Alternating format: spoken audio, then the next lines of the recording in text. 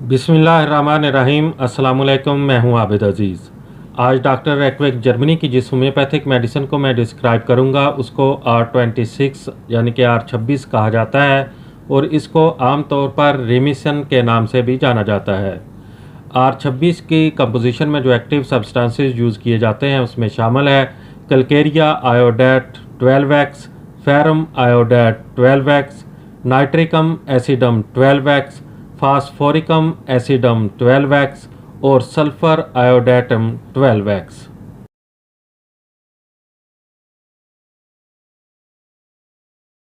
R26 का इस्तेमाल बीमारियों के असरात को दूर करने और बदन को कुव्वत पहुंचाने की दवा के तौर पर किया जाता है, यानी कि ये बदन में कुव्वत मुदाफ़ियत या इम्यूनिटी सिस्टम जो है उसको इन्हांस करती है, उसको बढ़ाती है।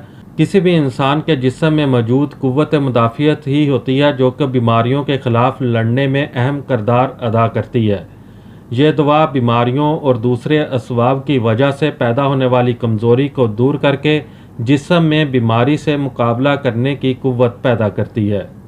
R26 की खुराक का इस्तेमाल कुछ इस तरह से है कि अगर मर्ज़ में शिद्दत है तो फिर 5 से 10 कतरे 2 घूंट पानी में हल करके मरीज़ को हर 2 घंटे के वक्फे के साथ इस्तेमाल करवाने चाहिए, और अगर मर्ज़ में कमी वाक़ हो रही हो तो फिर 5 से 10 कतरे 2 घूंट पानी में हल करके मरीज़ को दिन में 3 बार इस्तेमाल करवाने चाहिए।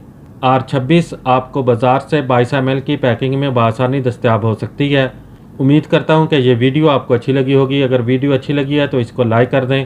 अगर आप मज़ीद होम्योपैथिक मेडिसिन के बारे में इंफॉर्मेशन हासिल करना चाहते हैं तो मेरी रिक्वेस्ट है कि इस चैनल को सब्सक्राइब कर लें। नेक्स्ट वीडियो तक मुझे दें इजाज़त। अल्लाह हाफिज़।